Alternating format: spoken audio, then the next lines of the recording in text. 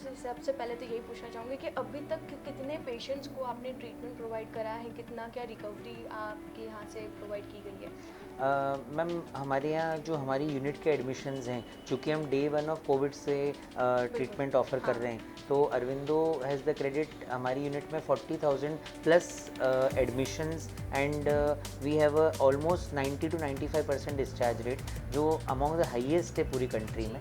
और मुझे इस बात का एक गर्व है कि पूरे मालवा क्षेत्र से ही नहीं, गुजरात से, महाराष्ट्र से, उत्तर प्रदेश से काफ़ी पेशेंट्स इंदौर रेफ़र हुए, क्योंकि फर्स्ट वेव का एक दौर चला जहाँ पे हमारा सेंटर ही ट्रीटमेंट ऑफ़र कर रहा था। तो इस तरह से हम इंदौर को इंडिया के मेडिकल मैप पे भी एक जगह दे पाए।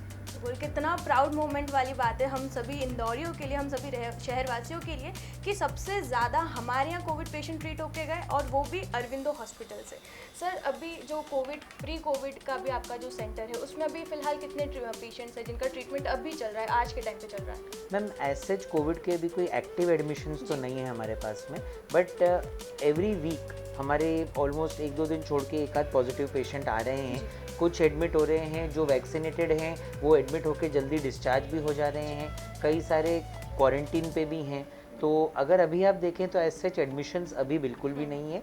जो कुछ केसेस अभी इंदौर में रिसेंटली पॉजिटिव आए हैं वो महू कैंटोनमेंट में हैं, और कुछ हैं वो अब ठीक होके होम क्वारंटीन में। बिल्कुल। सर, इसी के साथ दूसरा सवाल मेरा आपसे ये है कि सबसे बड़ा जो एक चैलेंज आया था हमारे यहाँ पे, दैट इज़ बेड की जो अनअवेलेबिलिटी थी, और रेमडेसिविर वैक्सीन जो इंजेक्शन था उसकी कहीं ना कहीं जो शॉर्टेज चल रही थी, उससे कहीं ना कहीं पैनिक का माहौल क्रिएट हुआ था। सर, वो कितना डिफ़िकल्ट टाइम रहा, उसे कैसे आपने ओवरकम किया?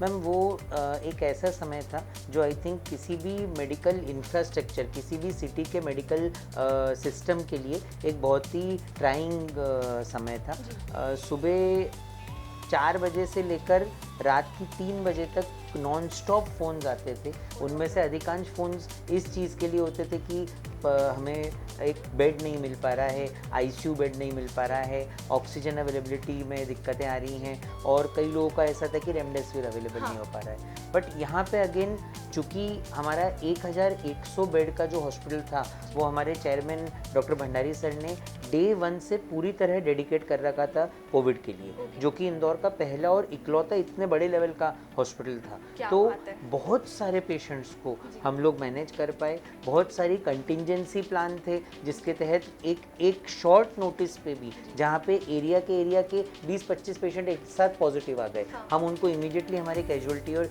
इमरजेंसी में मैनेज कर पाते थे। आपने बात बोली रेमडेसिविर की, तो हमें इस बात का सौभाग्य है कि we were amongst the first centres in India to use remdesivir. हमारे चेयरमैन साहब ने रेमडेसिविर अमेरिका से इंपोर्ट करवा के यहाँ पे पेशेंट्स को उसका बेनिफिट पास ऑन किया था, which was a great thing. तो मतलब मैं यही बोलना चाहूँगा कि न सिर्फ रेमडेसिविर, टोसिलिजुमैब जो इतना कॉमन था और इतना प्रभावी साबित हुआ, Aurobindo was the first centre in India जिन्होंने टोसिलिजुमैब का यूज़ कोविड में किया था। हमने IVIG, प्लाज्मा थेरेपी, ऐसी कई सारी चीज़ें जो एक ट्रेंड बनी कोविड के इलाज में, उसको हम यूज़ कर पाए। क्या बात है, ये कितने अपॉल्स की बात है सर, रियली सैल्यूट है कि इतनी सारी फैसिलिटीज़, इतनी सारे, मतलब एक पैंडेमिक के टाइम पे जो एक हॉस्पिटल, जो डॉक्टर्स नर्सेस ने जो इस चीज़ को कवर अप किया, वो सही में भी काफ़ी काबिल तारीफ़ है।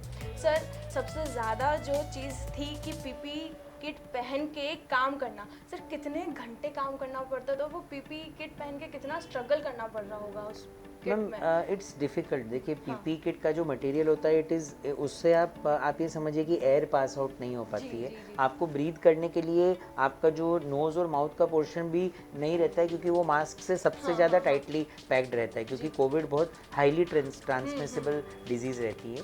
PPE किट में काम करना बहुत कठिन रहता है, पर लोगों ने किया। हमने तपती गर्मी में हमारे वार्ड्स में, जहाँ पे सिर्फ फैंस रहते थे, वो भी काफ़ी बड़े, तो हालत ये होती थी कि लिटरली कपड़े अंदर चिपक जाते थे, और एट टाइम्स तो 24-24 घंटे भी उन किट्स में हमको बिताना पड़े, क्योंकि आपके पास आपकी ड्यूटी छोड़ के जाने का टाइम ही नहीं रहता था। उस टाइम पेशेंट्स का इन्फ्लक्स इतना था, उस बीमारी के बारे में इतना ज़्यादा एक प्रॉब्लम की सिचुएशन थी, क्योंकि न ट्रीटमेंट पता है, न कोई प्रोटोकॉल है, पेशेंट्स को कॉम्प्लिकेशन हुए जा रहे हैं, और पेशेंट्स मतलब एक दिन के फासले पे सीरियस हुए जा रहे हैं। तो वो एक कठिन समय था, but by God's grace, management's help और मैं कहूँगा हमारे एडमिनिस्ट्रेशन की सतर्कता से काफ़ी हद तक हम पीपीई किट के भी सहारे से इन पेशेंट्स का कुछ कर पाए। मतलब हम तो सिर्फ हमारे घरों में लॉक थे, लेकिन जो सही स्ट्रगल जो किया है वो हमारे डॉक्टर्स ने किया है, क्योंकि पीपीई किट पहनकर सही में घंटों तक काम करना बहुत मुश्किल था। सर कितने घंटे अप्रोक्स आप काम करते थे उस टाइम पे? मैम मार्च 24 2020 में जब जनता कर्फ्यू लगा था, उस टाइम पे ऑलमोस्ट उसके नेक्स्ट 6 मंथ्स तक we work for more than 20 hours per day. और मैं एक बात यहाँ पे बोलना चाहूँगा कि आप क्रेडिट डॉक्टर्स को दे रही हैं, पर एक बहुत बड़ा क्रेडिट हमारे नर्सिंग स्टाफ को, हमारे पैरामेडिकल स्टाफ को।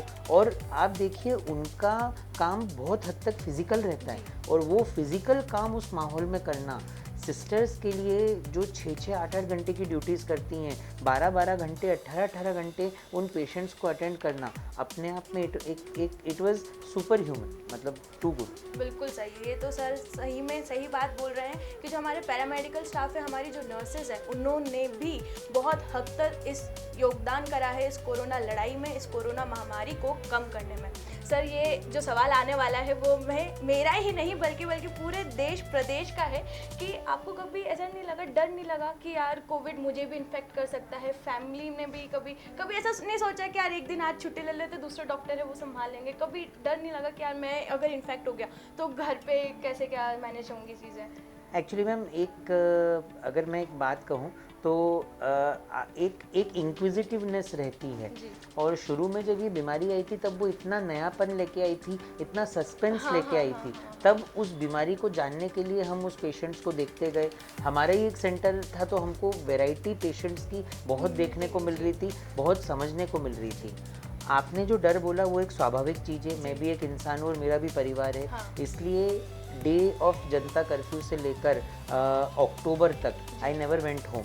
मेरा हॉस्पिटल ही हमारा घर था, और हॉस्टल में मुझे एक रूम दे दिया गया था जो top floor of the hospital पे था। तो वो 6-7 महीने मैं हॉस्पिटल में ही रहा। अल्टीमेटली मेरे ही एक फ्रेंड के साथ में 6-6.5 महीने में पहली बार मैंने मास्क को हटा के चाय पी। मेरा फ्रेंड 2 दिन बाद पॉजिटिव आया, मैंने चेक कराया तो मैं भी पॉजिटिव आया, तो आई गॉट एडमिटेड। वो 10 दिन नेगेटिव आके क्वारंटीन पीरियड के बाद फिर ऑलमोस्ट 6.5 महीने के बाद मैं घर गया। बट देखिए, I think that was the need of the hour. अगर उस टाइम पे हम लोग वो लग के उस बीमारी की समझ नहीं बनाते तो दिक्कत पड़ती। जैसे एक सिपाही सरहद पर महीनों तक सालों तक अपने घरों से दूर रहता है, इस कोरोना महामारी में हमारे डॉक्टर्स भी महीनों तक अपने परिवार, अपने बच्चों से दूर रहे ताकि हमारी सुरक्षा कर सके। सर एक और चीज़ जो मुझे आपसे जाननी थी कि ऐसा कोई इंसिडेंट जो आप हमारे दर्शकों के साथ शेयर करना चाहें, ऐसा कोई पेशेंट या उनके फैमिली मेम्बर ने आपको थैंक यू किया हो, आपको अप्रिशिएट किया हो, और वो आपको लाइफ लॉन्ग आपको मतलब मेमोरेबल चीज़ इंसिडेंट है आपके लिए वो? मैम ये जो कोविड का समय रहा, शुरुआत में आपको ध्यान होगा कि patients had to be quarantine for the whole time. मतलब 14-14 दिन तक वो घर पे ही थे जब तक कि उनकी 2 नेगेटिव रिपोर्ट्स नहीं आती थी। तब वो पेशेंट नहीं रहते थे मैम, वो एक परिवार का एक हिस्सा बन जाते थे, वो अपने परिवार में हमें इंक्लूड कर लेते थे। तो आपने थैंक यू की बात कही, पर मैं तो कहूँगा कि ये हमारे लिए एक सौभाग्य की बात थी कि हम उनके साथ इन्वॉल्व हो पाए। मैं मेरे घर से दूर था, पर एक ऐसा दिन नहीं जाता था जब कोई पर्सन कोई स्पेशल आइटम उसके घर का मेरे लिए ना आता हो। तो चाहे वो सेव कहिए, चाहे वो कहाँ की क्या कहिए, आप रबड़ी कहिए, ये कहिए, हर परिवार उसके लिए अलग से डॉक्टर्स के लिए भिजवाता था। और कई सारे हमारे पॉलिटिशियंस रहे, उनकी फैमिली मेम्बर्स रहे, हमारे समाज सेवी रहे, कितने ही लोग ऑलमोस्ट एक डेली बेसिस पे आके हमारी हौसला अफजाई करते थे। तुलसी सिलावट सर, DIG साहब, मतलब एवरीबडी केम, सुमित्रा महाजन मैम, सभी आके टेलीफोनिकली, और हर शंकर ललवानी सर, इतनी रूपों में उन्होंने हमारी हौसला अफजाई की और हिम्मत बढ़ाई कि वाकई में हमें उस टाइम लगता था कि यहाँ पे हम हमारे लिए नहीं, हम हमारे देश के लिए, हमारे इंदौर के लिए काम करें। क्या बात है सर, ये आप हमारे लिए मतलब आप भगवान के रूप से कम नहीं है कि इतने कठिन दौर में जो आपने हमारा साथ निभाया, पूरे इंदौर वासियों का साथ निभाया सर, उसके लिए बहुत बहुत शुक्रिया आपका। एंड सर आपको IMA के प्रेस्टिजियस अवार्ड खनिजो अवार्ड से सम्मानित किया गया, उसके बारे में सर आप क्या कहना चाहेंगे? मैम बेसिकली ये एक अवार्ड होता है जो इंडियन मेडिकल एसोसिएशन का स्टेट चैप्टर देता है। जी। तो इसको जो बेस्ट फिजिशियन होता है उस पर्टिकुलर ईयर के लिए, उस तो इस बार मुझे वो अवार्ड से IMA ने सिलेक्ट किया है। तो उसके साथ में कोरेशन होता है, मतलब I get an opportunity to speak on the topic of my choice. तो मैं कोविड और उसके पोस्ट कोविड कॉम्प्लिकेशंस के ऊपर बोलने वाला हूँ। तो ये मतलब इट्स गॉड्स ग्रेस दैट ये अपॉर्चुनिटी और सर ये ये सम्मान स्टेट के मिला। बेस्ट यंगेस्ट फिजिशियन का अवार्ड रहेगा शायद, आई गेस, राइट? हाँ मैम, ये it is given to the young physician. Class, इसकी sir. एज बिल्कुल, लिमिट ही बिल्कुल। इसकी यंग फिजिशियन के हिसाब से रखी गई है। तो ये थे इनकी कहानियों से हम लोगों ने एक साफ हमारे पास में एक नज़रिया है, एक है कि ये कितना कठिन दौर था, कितना मुश्किलों भरा था, लेकिन ना डॉक्टर्स ने हार मानी, ना नर्सेस ने हार मानी, ना ही पैरामेडिकल स्टाफ ने हार मानी। हम सभी को सुरक्षित रखने का जो जिम्मा इन लोगों ने अपने कंधों पे उठाया था, वो कहीं ना कहीं आज सफल होते दिख रहा है, राइट सर? Very right. और अगेन आपके इंटरव्यू से द मोस्ट इम्पॉर्टेंट थिंग जो एक बात बोलना चाहूँगा, प्लीज़ वैक्सीनेशन का सेकेंड डोज भी कंप्लीट कराइए। बहुत जल्द बच्चों का भी वैक्सीन आ गया है, आगे रह के अपने बच्चों को वैक्सीनेट कराइए, क्योंकि वैक्सीनेशन के सहारे we will be able to eliminate Covid. ये बहुत ज़रूरी है। बिल्कुल सर।